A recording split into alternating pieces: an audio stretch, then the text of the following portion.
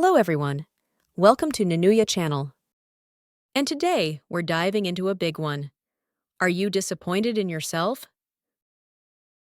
Let that question sit with you for a moment. It's more than just words. It's a reflection of self-perception, unmet goals, and sometimes even pain we haven't addressed. We all have moments where we look in the mirror and think, I should have done more. I shouldn't have said that. Or, I'm not where I thought I'd be. It's a quiet weight that sits on your shoulders, often invisible to others, but heavy enough to affect how you move through life. It creeps in during late-night thoughts, in moments of stillness, or when we compare our behind the scenes to someone else's highlight reel. Maybe it's the job you didn't get, the degree you didn't finish, the relationship you couldn't save, or the promise you made to yourself that you didn't keep. All of that can slowly chip away at your self-esteem. I'll be honest, there was a point in my own life where I felt completely off track. I had just missed a major opportunity I had been working toward for months. I blamed myself, spiraled into negative self-talk, and questioned if I'd ever really be enough. But that moment, as painful as it was, ended up leading me to a new path. This podcast, actually. We don't always see the purpose in our pain until we reflect back later. So today, let's talk about it. Honestly, gently, and without judgment. This episode is for those carrying that silent heaviness who might feel stuck, unsure, or a little lost. You are not alone. Where disappointment comes from. Disappointment in ourselves often stems from unmet expectations, our own or those placed on us by others. Maybe you plan to be in a different place by now, career-wise, emotionally, financially, relationally. Maybe you're still healing from something, or maybe you thought you'd be over it by now. Dr. Kristen Neff, a psychologist known for her work on self-compassion, says that we often believe we need to be hard on ourselves in order to grow. But research shows the opposite.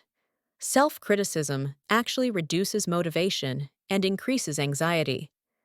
When we treat ourselves with kindness, we're more likely to get back up and try again. Social media amplifies disappointment. You scroll, you see someone achieving milestones, traveling, creating, smiling, and you think, why not me? That's where the comparison game kicks in, and it's ruthless. It's also important to acknowledge the role of early influences. Sometimes, our standards are shaped by our upbringing, parents who expected perfection, teachers who never praised us, or environments that didn't allow space for failure. When those voices echo in adulthood, they sound like our own. But here's the reframe. Disappointment is not proof of failure. It's proof that you have standards, goals, dreams. It shows that you care. And caring is powerful. It means you're alive, engaged, and hopeful, even if you feel like giving up. What if disappointment could be a compass? Instead of shaming ourselves for not being enough, what if we asked, why does this matter so much to me? That question alone can uncover your true values. It can reveal where you've been operating out of fear rather than desire, or where you've inherited beliefs that no longer serve you. Let's do a quick reflection. Think of the last time you felt deeply disappointed in yourself. What exactly were you expecting? Was that expectation realistic? Or was it shaped by perfectionism, people-pleasing, or comparison? Sometimes, what we think is a failure is actually misaligned effort. Maybe you were working hard at something that wasn't even right for you. Or maybe you're growing in ways that can't yet be measured in external success. I once coached a young woman who was devastated because she hadn't landed a job right out of college. She thought she had failed her family and herself. But when we unpacked it, we found she didn't even want that job. She was chasing someone else's dream. Her real passion was in environmental education, which she later pursued. That shift only happened because she paid attention to her disappointment. Growth also comes with grief. Grief over what didn't happen, over the time we feel we've wasted, over the version of ourselves we thought we'd be by now. That grief is real, and it deserves compassion. Here's a truth that might sting a little. Perfection is a myth, yet so many of us chase it like it's the only way to be worthy. We're constantly bombarded with messages to do more, be better, be faster, get ahead. But what's often left out is that real growth, deep, meaningful change, isn't loud. It's not flashy. It happens in the quiet choices. Choosing to get out of bed when you don't feel like it. Apologizing and forgiving yourself. Setting a boundary, trying again. Psychologist Dr. Carol Dweck talks about the growth mindset, the idea that our abilities and intelligence can be developed with effort and learning. When we adopt this mindset, we stop seeing mistakes as proof of failure and start seeing them as part of the journey. Progress looks like small, consistent actions.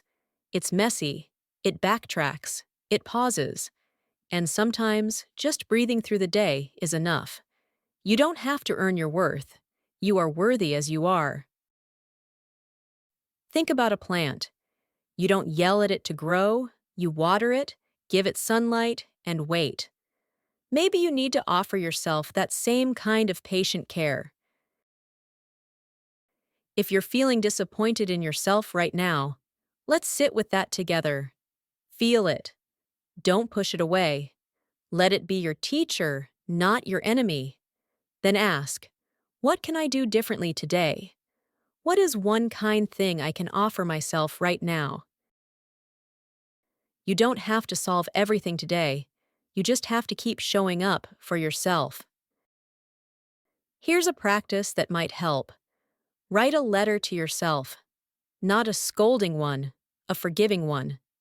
Thank yourself for how far you've come, even if it feels small.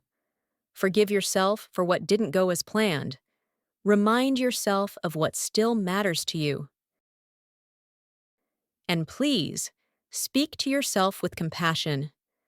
If you wouldn't say it to your best friend, don't say it to yourself. You deserve tenderness. Maybe you need rest. Maybe you need clarity. Maybe you just need to hear this. You are doing better than you think. You are allowed to take your time. You are still becoming. Thank you for spending this time with me. If this episode resonated with you, I invite you to share it with someone who might be struggling silently. Subscribe and like. We rise by lifting others. And as always, remember, your story isn't over yet. You are not your mistakes. You are the author of your next chapter. Until next time, be gentle with yourself.